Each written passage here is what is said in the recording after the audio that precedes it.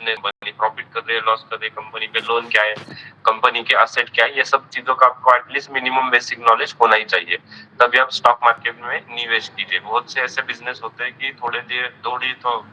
थोड़े दिन तक उसका स्टॉक अपसाइड जाता है, फिर जो नीचे जाता है तो कभी भी वो ऊपर नहीं आता। तो इस तरह के स्टॉक में आप मत निवेश कीजिए। ये सबसे इम्पोर्टेंट चीज है। यही दूसरी चीज क्या है कि आप स्टॉक में इंट्राडे ट्रेडिंग भी कर सकते हो। इंट्राडे ट्रेडिंग भी कर सकते हो। इंट्राडे का मतलब क्या हुआ कि आप आज के दिन बाय करके आज बाय करके आज के दिन ही सेल कर सकते हो, उसको कहा जाता है इंट्राडे। जैसे कि मुझे लगता है कि आज 100 रुपए का एक स्टॉक है जो ऊपर जा सकता है 120 या 130 तक, तो मैं पकड़ के चल लेता हूँ, या मैं 100 क्वांटिटी उसकी बाय करता हूँ। 100 क्वांटिटी में जब बाय करता हूँ तो आज मार्केट में उसका प्राइस जब बढ़ना स्टार्ट होता है तो मुझे उस तरह से प्रॉफिट होना स्टार्ट होगा।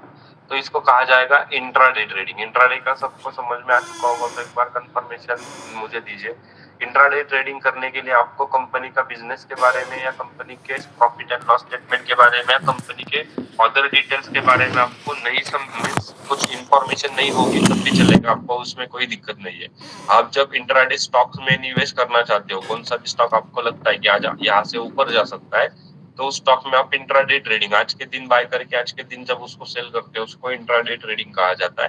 तो उसमें भी आप निवेश कर सकते हो। उसके लिए आपको बहुत सारी चीजों का ध्यान रखने की जरूरत नहीं है। पकड़ के चल लीजिए, बहुत सारी चीजों का आपको अध्ययन करने की जरूरत नहीं है। तो इंट्राडे में सबसे इंपॉर्टेंट क्या होता है, तो इंट्राडे में आपको समझ में आना चाहिए टेक्निकल एनालिसिस। टेक्निकल एनालिसिस का मतलब क्या होता है कि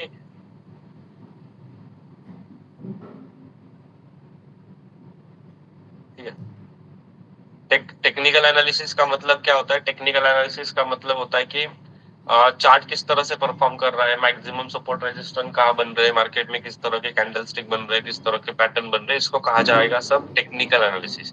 तो आने वाले समय में हम सब टेक्निकल एनालिसिस कवर करने वाले। तो टेक्निकल एनालिसिस आपको समझ में आ जाएगा स्टेप बाय स्टेप। तो आपको सिर्फ टेक्निकल एनालिसिस भी पता होगा तो आप अच्छा खासा इंट्राडे ट्रेडिंग कर सकते हो। ये सबको पहले समझ में आ चुका होगा तो एक बार यस करके कमेंट कर दीजिए।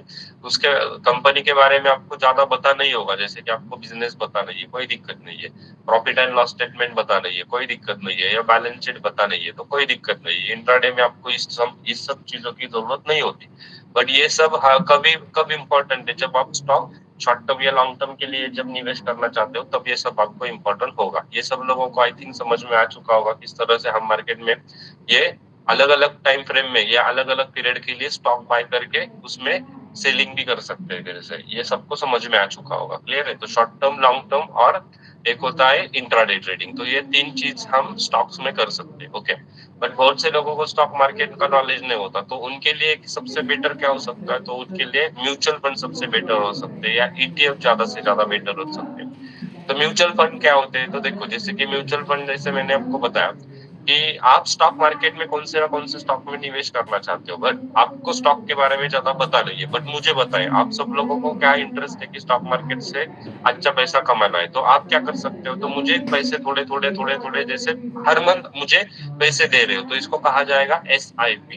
आप हर मंथ मुझे 1,000 2,000 पकड़ के चल लीजिए, किसी के मीन्स जिसको जितना पॉसिबल है, 100 रुपए, 200 रुपए, 500 रुपए, 1,000 2,000 5,000 10,000, तो हर मंथ आप मुझे पैसे दे रहे हो और मुझे ये कह रहे हो कि आप स्टॉक मार्केट में निवेश कीजिए, उससे जो भी आने वाला प्रॉफिट होगा वो हमें डिस्ट्रीब्यूट कीजिए। तो उसको क्या कहा जाएगा, तो इसको कहा जाएगा SIP।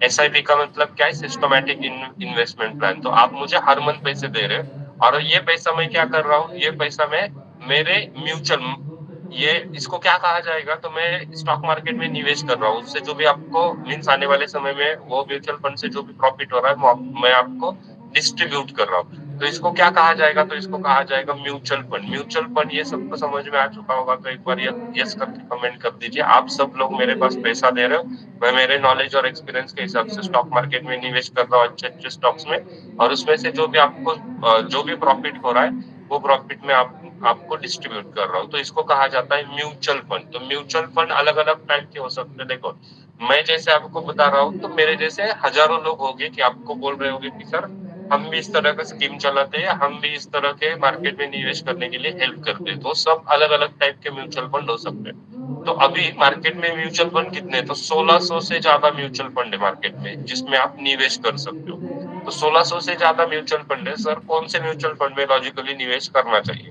तो उसके लिए पहले आपको समझ में लेना चाहिए कि म्यूचुअल फंड के टाइप क्या होते हैं और आपके लिए कौन सा टाइप बेटर हो सकता है, ठीक है? तो पहले म्यूचुअल फंड के टाइप देखेंगे क्या होते हैं।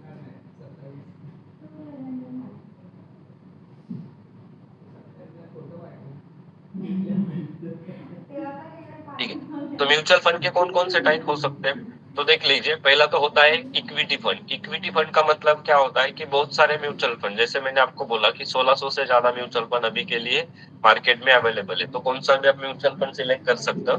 बट मैक्सिमम जो म्यूचुअल फंड है, तो मैक्सिमम म्यूचुअल फंड कौन कौन से पार्ट में इन्वेस्टमेंट कर रहे हैं या कौन कौन से सेगमेंट में इन्वेस्टमेंट करते हैं। तो एक होता है इक्विटी फंड। इक्विटी फंड किसको कहा जाएगा? जो सिर्फ स्टॉक मार्केट के स्टॉक्स में निवेश करता है उसको कहा जाएगा इक्विटी फंड। इक्विटी फंड में भी अलग अलग आपको टाइप देखने को मिलेंगे, मैं डिटेल में एक्सप्लेन कर दूंगा। तो इक्विटी फंड मीन्स स्टॉक में निवेश करने वाला फंड, सिर्फ कंपनियों के स्टॉक में निवेश करते हैं। दूसरा क्या है? डेब्ट फंड। डेब्ट फंड मतलब क्या होता है? जैसे कि जब कभी गवर्नमेंट को पैसों की जरूरत होती है तो गवर्नमेंट क्या करता है? तो गवर्नमेंट लोगों से पैसे ले सकता है, तो लोगों को क्या देता है उसके बदले में? वो देता है बॉन्ड। देख लीजिए, गवर्नमेंट को जब कभी पैसों की जरूरत होती है ना, तो गवर्नमेंट हमारे बॉन्ड इशू करते हैं मार्केट में, और ये बॉन्ड हम लेके उसमें हमें कुछ फिक्स परसेंटेज मिलता है। जैसे हम बैंक में एफडी करते हैं ना, उसी तरह से हमें बैंक बॉन्ड पे क्या मिलता है? एक फिक्स परसेंटेज मिल सकता है। तो इसको कहा जाता है डेब्ट फंड। जैसे कि कभी कंपनियों को, जैसे कि देखो बैंकिंग सेक्टर, बैंक को भी कभी कभी जब पैसों की जरूरत होती है तो बैंक क्या कर सकती है? उनके बैंक के बॉन्ड इशू कर सकती है। कभी कंपनियों को, कभी गवर्नमेंट को जरूरत लगी तो गवर्नमेंट या कंपनी भी क्या कर सकती है? मार्केट में बॉन्ड इशू कर सकती है, और उस बॉन्ड पे फिक्स इंटरेस्ट देना होता है हर साल। उसमें 6%, 7%, 8% डिपेंड ऑन, अलग अलग टाइप के बॉन्ड्स होते हैं। उस बॉन्ड के हिसाब से उसमें इंटरेस्ट रेट, या पकड़ के चल लीजिए उसपे कुछ मुनाफा या रिटर्न्स दिए जाते हैं। ये सब लोगों को पहले समझ में आ चुका होगा, तो एक बार यस करके कमेंट कर दीजिए। तो ये जो बॉन्ड होते हैं ना, ये बॉन्ड में भी निवेश करने का काम कुछ म्यूचुअल फंड करते हैं। तो म्यूचुअल फंड एक सिक्योरिटी के लिए क्या करते हैं? तो बहुत सारे बॉन्ड खरीद कर रख सकते हैं ताकि उनको फिक्स रिटर्न आ जाए। स्टॉक मार्केट या इक्विटी मार्केट की दिक्कत क्या है? मार्केट में उस कंपनी के स्टॉक ऊपर गए तो ही आपको रिटर्न देखने को मिल सकते हैं, बट बॉन्ड मार्केट में आपको ये दिक्कत नहीं है।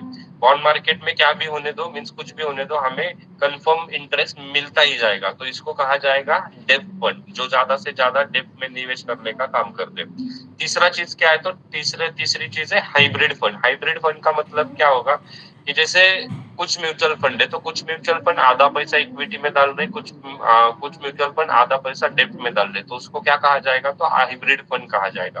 तो ये तीन टाइप के आपको म्यूचुअल फंड देखने को मिल सकते हैं। तो तीन टाइप के म्यूचुअल फंड कौन कौन से है, ये सबको समझ में आ चुका होगा। तो एक बार यस करके कमेंट कर दीजिए। हाइब्रिड का मतलब क्या है? इन दोनों का कॉम्बिनेशन, इसको हाइब्रिड फंड कहा जाएगा। हाइब्रिड फंड का मतलब इन दोनों का कॉम्बिनेशन, सिंपल है। तो ये तीन टाइप के मेनली म्यूचुअल फंड होते हैं। अभी जाते हैं थोड़ा सा डिटेल में, जाके देखते हैं कि इक्विटी फंड में भी अलग अलग टाइप के फंड्स हो सकते हैं। जैसे कि होता है लार्ज कैप, दूसरा होता है मिड कैप, और तीसरा होता है स्मॉल कैप। देखो, जैसे मैंने आपको बताया कि स्टॉक मार्केट में बहुत अलग अलग टाइप की कंपनीज है, मीन्स 5800 से ज्यादा कंपनी मार्केट में। बट सभी कंपनी एक जैसा परफॉर्म करते हैं क्या, या सभी कंपनी एक ही जैसा काम करते हैं क्या? तो नहीं।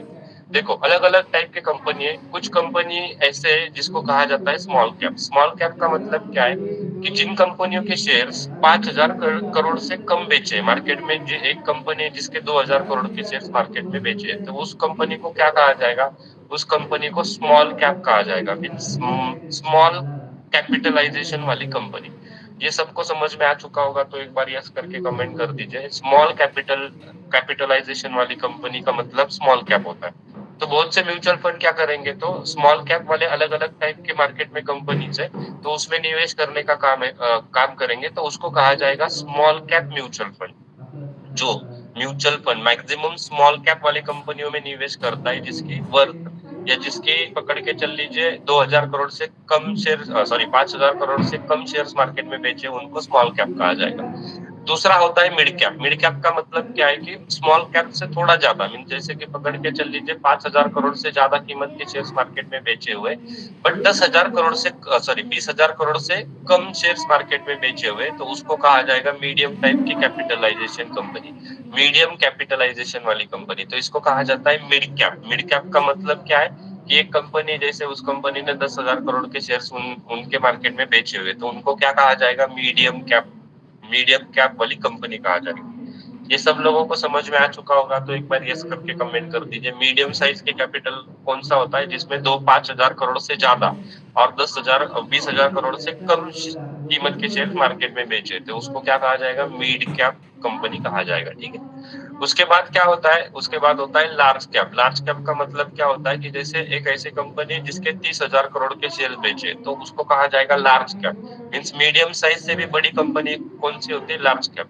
तो कुछ म्यूचुअल फंड क्या करेंगे? तो लार्ज कैप में निवेश करेंगे। कुछ म्यूचुअल फंड क्या कर सकते हैं? मिड कैप में निवेश करने का काम करेंगे, और कुछ म्यूचुअल फंड स्मॉल कैप में निवेश करने का काम कर सकते हैं।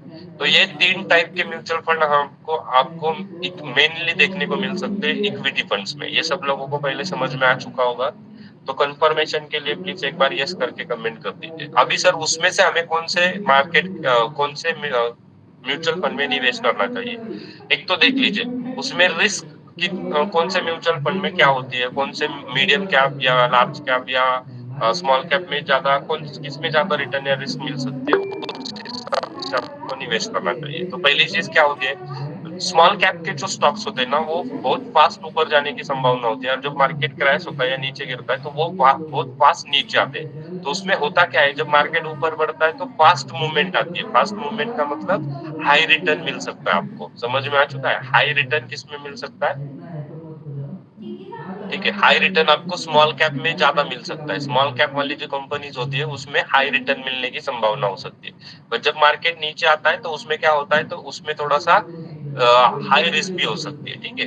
उसके बाद क्या होता है? मीडियम टाइप के रिटर्न होते हैं। मीडियम टाइप के रिटर्न मीन्स क्या है कि जो मीडियम साइज वाली कंपनीज होते हैं जिसकी मार्केट कैप या जिन कंपनियों के शेयर्स 5,000 करोड़ से ज्यादा बट 20,000 करोड़ से कम बेचे हुए मार्केट में, उनमें आपको थोड़ा सा कम स्पीड दिखेगा कंपेयर टू स्मॉल कैप। ऊपर जब मार्केट जाता है तो स्मॉल कैप से थोड़ा कम स्पीड देखने को मिलेगा। जब नीचे भी गिरता है तो आपको रिटर्न रिस्क भी थोड़ा सा कंपेयर टू स्मॉल कैप कम होगी। तो मीडियम टाइप के रिटर्न और मीडियम टाइप के रिस्क आपको लेनी है, तो आप मीडियम टाइप के मीन्स मिड कैप में निवेश करने का काम कर सकते हो। जो म्यूचुअल फंड मिड कैप में निवेश करने का फैसिलिटी अवेलेबल करके देते हैं उसमें आप निवेश कर सकते हो। तो मीडियम टाइप के कैपिटल में क्या होता है? तो हमें compare to small cap medium return या मीडियम रिस्क हो सकती है। तीसरा होता है लार्ज कैप का मतलब क्या होगा? जैसे ज्यादा